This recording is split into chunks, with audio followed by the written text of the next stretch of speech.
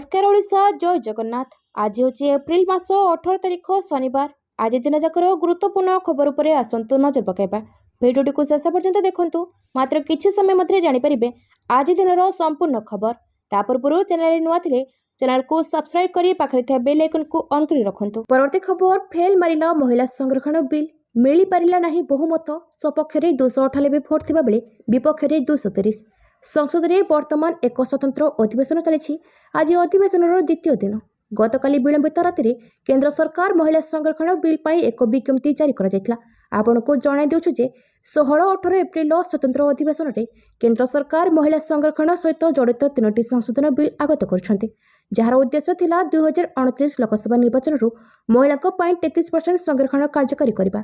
2029 लोकसभा और समस्त विधानसभा 33% आसन महिला संरक्षित रहार अर्थ हो लोकसभा 263 आसन महिला को दि जाता।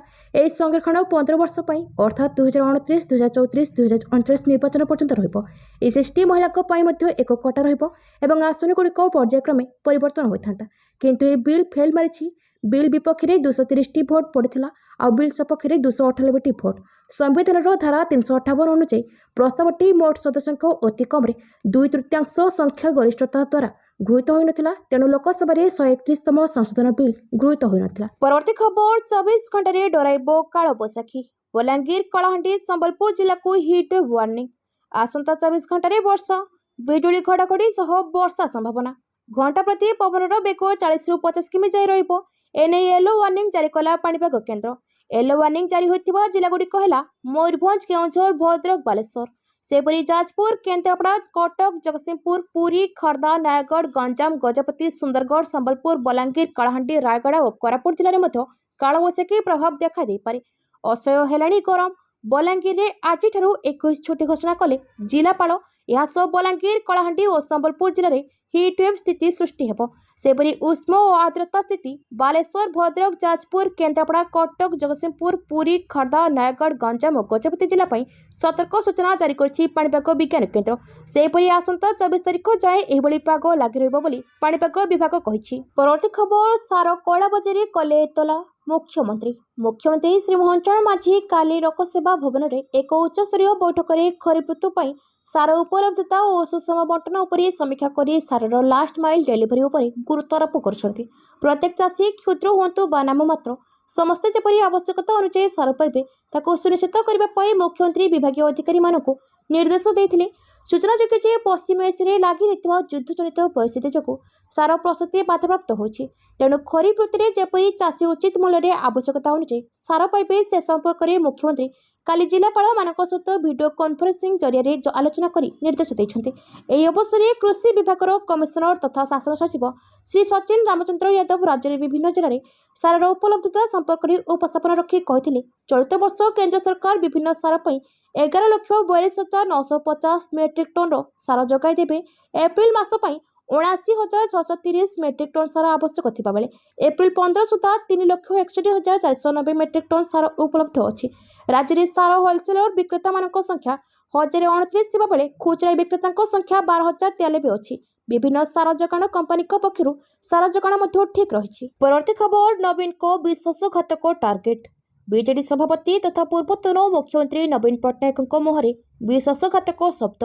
बिजू बाबू श्राद्ध उत्सव में नवीन पट्टनायक विश्वासघातक कही परोक्ष टार्गेट करते राजनीति में किसी लोक सब बेले विश्वासघातकता भूमिका खुशी होता। कौन मुखा अधिक दिन धरी से पाप को लुचाई पारनी। लोक मैंने जानते किए कौन। ओडिशा क्रमागत भाव केंद्र सरकार द्वारा अवहेलार शिकार हो आसी। डिलिमिटेशन बिल राजनैतिक परिचय को नहीं एक बड़ प्रश्न सृष्टि करिछि। ओडिया स्वाभिमान आज विपद में। तेणु समस्त को एकाठी लड़ाक पड़ो। संजोगवशतः बिजू बाबू श्राद्ध वार्षिक महिला संरक्षण बिल आलोचना होछि। बीजेडी महिला सशक्तिकरण में दृढ़ भाव विश्वास करे। महिला संरक्षण बिल प्रति बीजेडी समर्थन जणाइब बोली नवीन कहते। तेबे किए विश्वासघातक और कहा उद्देश्य नवीन कहले ता स्पष्ट हो पारे नहीं। परवर्ती खबर पाकिस्तान में भयंकर गैस पाइपलाइन विस्फोरण जलीगले गोटे परिवार 8 जन। पाकिस्तान खाइबर पख्तूनख्वा प्रांतर भयंकर विस्फोरण गुरुवार सन्ध्या हरिपुर जिला स्थित उत्तर इंडस्ट्रियल एस्टेट रे एक बृहत गैस पाइपलाइन विस्फोरण घटी 8 जनकर मृत्यु होता बेले ଅନେକ ଲୋକ ଗୁରୁତର ଭାବେ ଆହତ ହୋଇଛନ୍ତି। ମିଳିଥିବା ସୂଚନା ଅନୁଯାୟୀ ଗ୍ରାଣ୍ଡ ଟ୍ରକ୍ ରୋଡ୍ ନିକଟରେ ଥିବା ଏକ କାରଖାନା ପାଖ ଦେଇ ଯାଇଥିବା ଏହି ପାଇପଲାଇନ୍ରେ ହଠାତ୍ ଜୋରଦାର ବିସ୍ଫୋରଣ ହୋଇଥିଲା। ବିସ୍ଫୋରଣର ଶବ୍ଦ ଏତେ ଭୟଙ୍କର ଥିଲା ଯେ ଆଖପାଖ ଅଞ୍ଚଳ ଥରି ଉଠିଥିଲା। ବିସ୍ଫୋରଣ ପରେ ପରେ ସେଠାରେ ସଙ୍ଗେ ସଙ୍ଗେ ନିଆଁ ବ୍ୟାପି ଯାଇଥିଲା। ଏହି ନିଆଁ ଆଖି ପିଛୁଳାକେ ନିକଟରେ ଥିବା ଏକ ଘରକୁ ନିଜ କବଳକୁ ନେଇଯାଇଥିଲା। ସ୍ଥାନୀୟ ଜରୁରୀକାଳୀନ ସେବା ସଂସ୍ଥା ରେସ୍କ୍ୟୁ 1122ର ସୂଚନା ମୁତାବକ ଏହି ଦୁର୍ଘଟଣାରେ ପ୍ରାଣ ହରାଇଥିବା 8 ଜଣଙ୍କ ମଧ୍ୟରେ ଜଣେ ପୁରୁଷଙ୍କ ସମେତ ମହିଳା ଓ ଶିଶୁ ରହିଛନ୍ତି। ସେହିପରି ଉଦ୍ଧାରକାରୀ ଦଳ ନିଆଁ ଘେରରୁ 4 ଜଣ ମହିଳା ଓ 6 ଜଣ ଶିଶୁଙ୍କୁ ଜୀବନ୍ତ ଉଦ୍ଧାର କରିବାରେ ସଫଳ ହୋଇଥିଲେ ମଧ୍ୟ ସେମାନଙ୍କ ମଧ୍ୟରୁ ଅଧିକାଂଶ ଅବସ୍ଥା ସଂକଟାପନ୍ନ ରହିଛି। ହରିପୁର ଡେପୁଟି କମିଶନର ୱାସିମ ଅହମ୍ମଦ କହିଛନ୍ତି ଯେ ପ୍ରାଥମିକ ତଦନ୍ତରୁ ଜଣାପଡ଼ିଛି ଯେ ଅଧିକାଂଶ ଲୋକଙ୍କର ମୃତ୍ୟୁ ନିଆଁରେ ପଡ଼ିବା ଅପେକ୍ଷା ବିଷାକ୍ତ ଧୂଆଁ ଯୋଗୁଁ ଅଣନିଶ୍ୱାସୀ ହୋଇଛି। ଗୁରୁତରମାନଙ୍କୁ ସ୍ଥାନୀୟ ମୁଖ୍ୟ ଚିକିତ୍ସାଳୟରେ ଭର୍ତ୍ତି କରାଯାଇଛି। ପରବର୍ତ୍ତୀ ଖବର 21ରେ ରାଷ୍ଟ୍ରପତିଙ୍କ ରାଉରକେଲା ଗସ୍ତ। ଚଳିତ ଏପ୍ରିଲ 21 ତାରିଖରେ ଭାରତର ରାଷ୍ଟ୍ରପତିଙ୍କ ରାଉରକେଲା ଗସ୍ତ। ରାଷ୍ଟ୍ରପତିଙ୍କ ଗସ୍ତକୁ ନେଇ ରାଉରକେଲା ପ୍ରଶାସନ ଓ ପୋଲିସ ପ୍ରଶାସନ ପକ୍ଷରୁ ସୁରକ୍ଷା ବ୍ୟବସ୍ଥାକୁ କଡ଼ାକଡ଼ି କରାଯିବା ସହ ପ୍ରସ୍ତୁତି ଜୋରସୋରରେ ଚାଲିଛି। ଭାରତର ରାଷ୍ଟ୍ରପତି ଦ୍ରୌପଦୀ ମୁର୍ମୁ ବିମାନବନ୍ଦର ପରିସରସ୍ଥ ପଡ଼ିଆରେ ଏକ ସାଧାରଣ ସଭାରେ ସମ୍ବୋଧିତ କରିବାର କାର୍ଯ୍ୟକ୍ରମ ରହିଛି। ତେଣୁ ରାଉରକେଲା ବିମାନବନ୍ଦର ପରିସରସ୍ଥ ପଡ଼ିଆକୁ ପ୍ରସ୍ତୁତ କରାଯାଉଛି। ରାଷ୍ଟ୍ରପତିଙ୍କ ଗସ୍ତ ଏବଂ ସଭାସ୍ଥଳ ପରିଦର୍ଶନ ପାଇଁ ସେଠାରେ ପହଞ୍ଚିଥିଲେ ରାଉରକେଲା ଆରକ୍ଷୀ ଅଧୀକ୍ଷକ ନିତେଶ ୱାଧୱାନୀ ଏବଂ ଅତିରିକ୍ତ ଆରକ୍ଷୀ ଅଧୀକ୍ଷକ ରାଜକିଶୋର ମିଶ୍ରଙ୍କ ସମେତ ଅନ୍ୟାନ୍ୟ ବରିଷ୍ଠ ପୋଲିସ ଅଧିକାରୀ। ଭାରତର ରାଷ୍ଟ୍ରପତି ଦ୍ରୌପଦୀ ମୁର୍ମୁଙ୍କ ଏପ୍ରିଲ 21ରେ ରାଉରକେଲା ଗସ୍ତ ନେଇ ଓଡ଼ିଶାର ପ୍ରମୁଖ ଶିଳ୍ପ ସହର ରାଉରକେଲା ପାଇଁ ଏକ ଗୁରୁତ୍ୱପୂର୍ଣ୍ଣ ଏବଂ ସମ୍ମାନଜନକ ଅବସର ଭାବରେ ବର୍ଣ୍ଣନା କରାଯାଉଛି। ପରବର୍ତ୍ତୀ ଖବର ଝାଡ଼ଖଣ୍ଡ ଟିଇଟି ସିଲାବସରେ ଓଡ଼ିଆ ଲିପିକୁ ଅବମାନନା। ଝାଡ଼ଖଣ୍ଡରେ ଓଡ଼ିଆ ଲିପିକୁ ଅବମାନନା। ଝାଡ଼ଖଣ୍ଡ ଟିଇଟି ସିଲାବସରେ ଓଡ଼ିଆ ଲିପିକୁ ଅବମାନନା କରାଯାଇଛି, ଯାହାକୁ ନେଇ ଆପତ୍ତି ଉଠାଇଛନ୍ତି ଓଡ଼ିଶା ସରକାର। ଓଡ଼ିଆ ଭାଷାର ସିଲାବସକୁ ଏହାର ନିଜସ୍ୱ ସ୍ୱତନ୍ତ୍ର ଲିପି ପରିବର୍ତ୍ତେ ଦେବନାଗରୀ ଲିପିରେ ପ୍ରକାଶ କରାଯାଇଥିବାରୁ ଏହାକୁ ନେଇ ଝାଡ଼ଖଣ୍ଡର ଓଡ଼ିଆ ଭାଷାଭାଷୀ ସଂଖ୍ୟାଲଘୁ ସମ୍ପ୍ରଦାୟଙ୍କ ମଧ୍ୟରେ ତୀବ୍ର ଅସନ୍ତୋଷ ପ୍ରକାଶ ପାଇଛି। ଗତ 28 ମାର୍ଚ୍ଚ 2026ରେ ଜାରି ହୋଇଥିବା ଏହି ବିଜ୍ଞପ୍ତିକୁ ସ୍ଥାନୀୟ ଓଡ଼ିଆମାନେ ଅତ୍ୟନ୍ତ ଦୁର୍ଭାଗ୍ୟଜନକ ଓ ଅସନ୍ତୋଷଜନକ ବୋଲି ଅଭିହିତ କରିଛନ୍ତି। ଏହି ଘଟଣାକୁ ନେଇ ସେରାଇକେଲା ଖରସୁଆଁର ଶ୍ରୀ ନନ୍ଦ କୁମାର ପାଣ୍ଡେ ଏବଂ ଅନ୍ୟ ଶତାଧିକ ଓଡ଼ିଆ ଭାଷାଭାଷୀ ଝାଡ଼ଖଣ୍ଡ ରାଜ୍ୟପାଳଙ୍କ ଉଦ୍ଦେଶ୍ୟରେ ଏକ ସ୍ମାରକପତ୍ର ପ୍ରଦାନ କରିଛନ୍ତି। ପରବର୍ତ୍ତୀ ଖବର ସିବିଏସ୍ଇ 10ମ ବୋର୍ଡ ପରୀକ୍ଷାରେ ବାଜି ମାରିଲେ ଟିଏସ୍ଜି ଛାତ୍ରଛାତ୍ରୀ। ନିକଟରେ କେନ୍ଦ୍ରୀୟ ମାଧ୍ୟମିକ ଶିକ୍ଷା ବୋର୍ଡର 10ମ ପରୀକ୍ଷା ଫଳ ପ୍ରକାଶ ପାଇଛି। ପୂର୍ବ ଅପେକ୍ଷା ଚଳିତ ବର୍ଷ ଛାତ୍ରଛାତ୍ରୀମାନେ ବହୁତ ଭଲ ପ୍ରଦର୍ଶନ କରିଛନ୍ତି। ପ୍ରତିବର୍ଷ ଅପେକ୍ଷା ଏହି ବର୍ଷ ପରୀକ୍ଷାର ରେକର୍ଡ କିଛି ଭିନ୍ନ ରହିଛି। ଛାତ୍ରଙ୍କ ଅପେକ୍ଷା ଛାତ୍ରୀମାନେ 2 ପାଦ ଆଗରେ ରହି ଭଲ ପ୍ରଦର୍ଶନ କରିଛନ୍ତି।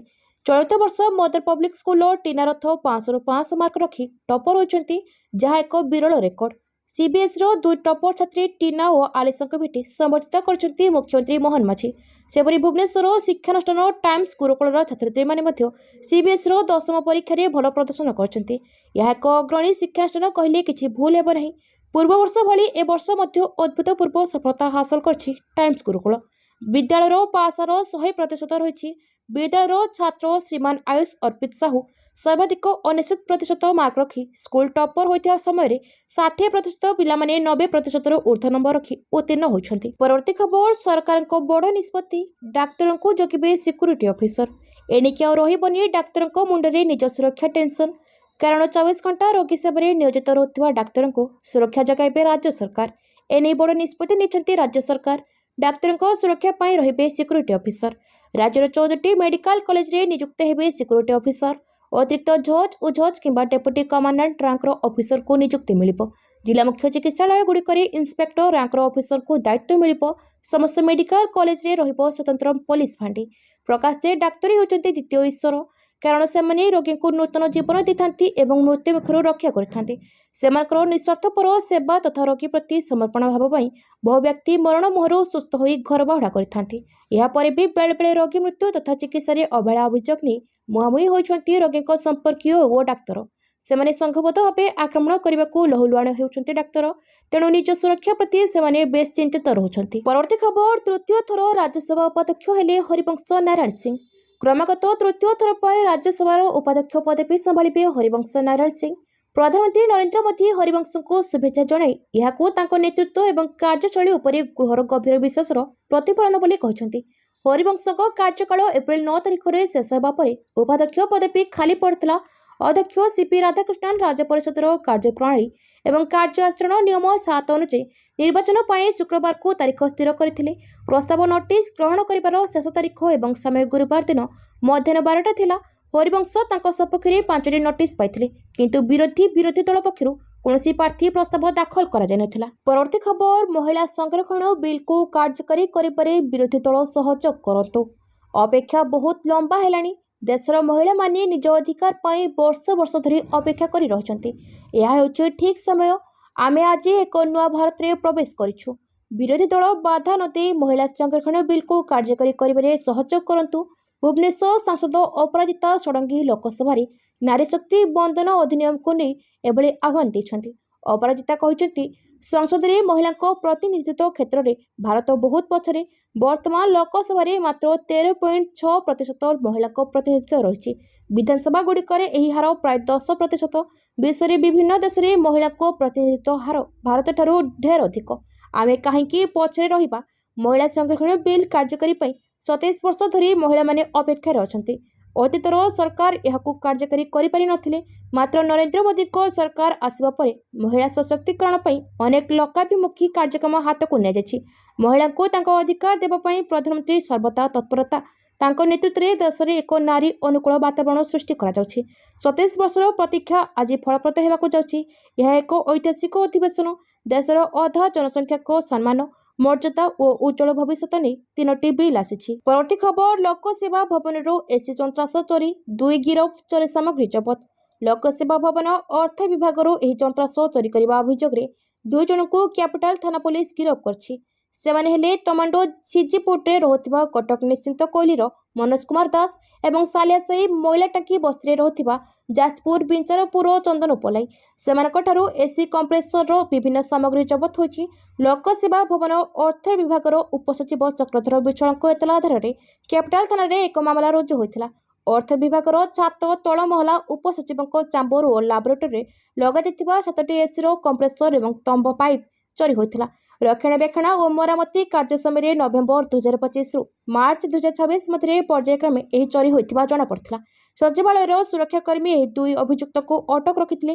तलाशी समय सेमानकठारु एसीर विभिन्न उपकरण मिलिथिला। परवर्ती खबर, विमान यात्रींको पई खुशी खबर। एणिकी घंटा को उड़िबो 15 रु 20 विमान। विमान यात्रींको पई खुशी खबर। भुवनेश्वर विजु पट्टनायक अंतर्जातीय विमानबंदर देशर अन्यतम व्यस्तबहुल विमानबंदर आड़कू अग्रसर हेउछि। विमानबंदर पक्षर 1566 मीटर विशिष्ट पीपीटी एवं आरईटी निर्माण करा जायछि, जहा फल घंटा को एबे 15 रु 20 विमान उड़ान कर पारिबो।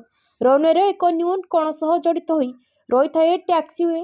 याकू एभली भाबे डिजाइन करा जाय था जे अवतरण करुथिबा विमान अन्य टैक्सीवे तुलन में अधिक गति रे जाई परिबे, जहा द्वारा रनवे रहिबा समय आहुरी कमी जाय थाए, जाकू कुआ जाय थाए टैक्सी ट्रैक और रैपिड एग्जिट। यह द्वारा एक समय 24टी विमान उड़ान और अवतरण करिपारिबो। वर्तमान भुवनेश्वर विमानबंदर 12टी विमान उड़ान और अवतरण करुछि। परवर्ती खबर, बड़ निष्पत्ति जांच हेबो डोपो टेस्टिंग लैबोरेटरी। भारतर जातीय डोपो टेस्टिंग लैबोरेटरी प्रदर्शन को आगामी किछि मासरे मूल्यांकन करा जिवो। नुआ दिल्ली रे बसिथिबा global anti dumping intelligence and investigation network अंतिम सम्मेलन पर आयोजित खबरदाता सम्मेलन में वर्ल्ड एंटी डंपिंग एजेंसी सभापति विटोल्ड बांका यह कहते 1990 प्रतिष्ठित एनडीटीएल वाडा द्वारा प्रस्वीकृति प्राप्त विश्वर 19 लैबोरेटरी मध्य अन्यतम। एशिया महादेश में भारत व्यतीत एभली 5टी लैबोरेटरी चाइना, जापान, दक्षिण कोरिया, काटार और थाईलैंड रे रही। भारत में संग्रह करा नमूनार टेस्टिंग करने सह एनडीटीएल पाकिस्तान और श्रीलंका भली दक्षिण एशिया देश मानकरे टेस्टिंग करिथाय, कारण सही देश में वाडा स्वीकृति प्राप्त लैबोरेटरी नहीं। परवर्ती खबर, वेदांत मालिक अनिल अग्रवाल नाम एफआईआर। छत्तीसगढ़ पावर प्लांट दुर्घटना एक्शन। छत्तीसगढ़ शक्ति जिले में वेदांत पावर प्लांट बड़ धरण बीएलओ विस्फोरण होता। दुर्घटना को नहीं वरिष्ठ अधिकारी विरोध में मामला रुजु कर दुर्घटना एपर्यंत 20 जन श्रमिकों मृत्यु घटी। 15 जन आहत श्रमिक विभिन्न हस्पिटाल चिकित्साधीन अच्छा। यह घटना को एक गुरुतर अवहेला दर्शाई पुलिस दायी अधिकारी विरोध में एक एफआईआर रुजु कर तदंत आरंभ कर। एप्रिल 14 तारिख अपराह 2:33 मिनिट्रे शक्ति जिलार डाभरा थाना अंचल सिंघीताराई गाँव में अवस्थित पावर प्लांट रे विस्फोरण घटी। पुलिस यह मामले में वेदांत मालिक अनिल अग्रवाल कंपनी परिचालक देवेंद्र पटेल एवं अन्य अधिकारी एवं कर्मचारी को अभियुक्त बोली दर्शाई। परवर्ती खबर ट्रम्प को दाबी को ईरान खंडन। ईरान युद्ध को नहीं ट्रम्प दाबी करुछंती और ट्रम्प को दाबी को ईरान खंडन करुछि। युद्ध आरंभ एपर्यंत ट्रम्प अनेक कथा कहि सारिलेनी किंतु यार सत्यता उपरे सबबेले प्रश्न उठिछि। ईरान युद्ध को नहीं ट्रम्प बड़ दाबी करुछंती। से कहउछंती ईरान तार यूरेनियम आमको देबा पई राजी होछि। आलोचना चली जल्दी डील हेबो। युद्ध विरति आउ बढ़ाइबा दरकार नहीं। एही सप्ताह शेष पुणी थे आलोचना हेबो और डील होई पारे बोली कहउछंती ट्रम्प। से कहउछंती खूब शीघ्र आमे विजय हासिल करबाको जाउछु। ईरान आउ नौसेना नहीं। आमे सेमानकर 158टी जहाज बुड़ाई दीछु। खूब शीघ्र डील हेबो। जदि आलोचना सफल हुए तेबे पाकिस्तान आसबे बोली मध्य ट्रम्प कहउछंती। ट्रम्प को कथा को खंडन करिछि ईरान। ईरान पक्षरु कहा जायछि ट्रम्प दिवा स्वप्न देखुछंती। सेपटे इस्राएल और लेबनान मध्य अस्त्रविरति उभय पक्ष मध्य अस्त्रविरति होइथिबार घोषणा करछंती अमेरिकार राष्ट्रपति डोनाल्ड ट्रम्प। परवर्ती खबर इंडोनेशिया 24 घंटा गायब रहिबा परे हेलिकप्टर दुर्घटनाग्रस्त 8 जनक मृत्यु। इंडोनेशिया एक हेलिकप्टर दुर्घटनाग्रस्त 24 घंटा पूर्व हेलिकप्टर सहित राडार जोगाजोग विच्छिन्न हो जाइथिला। दुर्घटना 8 जनकर मृत्यु होइछि। दुर्घटना स्थल एक वीडियो सामना को आसिछि जो हेलिकप्टरटी संपूर्ण भांगी जाइथिबा देखिबाकू मिलुछि। हेलिकप्टरटी एक जंगलिया अंचल दुर्घटनाग्रस्त होइछि। एने सरकार रिलीफ एवं उद्धार कार्य आरंभ पर निर्देश दैछंती। स्थानीय गणमाध्यम अनुसार दुर्घटना घटिबा समय हेलिकप्टरटी बोर्नियो द्वीपर पाम तेल बगीचा पर उड़ुथिला। राडार जोगाजोग विच्छिन्न हेबा परे तुरंत विमानर सन्धान आरंभ करा जायथिला। परवर्ती खबर 10 घंटा भी तिष्ठिलानी सीज फायर। इस्राएल लेबनान सीमारे बोमा माड़। ट्रम्प को शांति प्रयास को सख्त धक्का। विश्व शांति पर अमेरिका राष्ट्रपति डोनाल्ड ट्रम्प को बड़ प्रयास को सख्त धक्का लगी। इस्राएल एवं लेबनान मध्य होइथिबा 10 दिनिया अस्त्रविरति बा सीज फायर 10 घंटा मध्य अतिक्रम करि पारि नाही। शुक्रवार अर्थात काली भोर समय इस्राएल पक्षरु सीमा उल्लंघन करा लेबनान सेना संगीन अभियोग आनी। अमेरिकार मध्यस्थतारे गुरुवार मध्यरात्रि यह अस्त्रविरति लागू होइथिला किंतु लेबनान सेनार दाबी अनुसार शुक्रवार सकाळु इस्राएल सैन्य माने दक्षिण लेबनान अनेक गांव पर गोला बारूद माड़ करछंती। एही कारणरू लेबनान सरकार निज नागरिक मानकु वर्तमान पाई निज गांव को न फेरिबाकू सतर्क कराई दैछंती। परवर्ती खबर मुकेश अंबानी को टपिले गौतम अदानी हेले एशियार नंबर 1 धनी। मुकेश अंबानी को पछरे पकाई एशियार नंबर 1 धनी हेले Adani group chairman Gautam Adani. Bloomberg billionaires index अनुसार अदानी संपत्ति 92.6 अरब डॉलर प्राय 8.69 लाख कोटी टंका को वृद्धि पाई। एपर्यंत रिलायंस इंडस्ट्रीज अध्यक्ष मुकेश अंबानी एशियार सबुठारु धनी व्यक्ति थिले। तांकर संपत्ति 90.8 अरब डॉलर किंबा प्राय 8.42 लाख कोटी थिला। हेले एथरो गौतम अदानी तांकठारु आगे जाइछंती। अदानी को नेटवर्थ रे 75,000 कोटी वृद्धि। गौतम अदानी चलित वर्ष गौतम अदानी संपत्ति 8.1 अरब डॉलर बा प्राय 75.11 हजार कोटी टंका वृद्धि पाई। अदानी ग्रुप शेयर वृद्धि जोगु संपत्ति बढ़ी।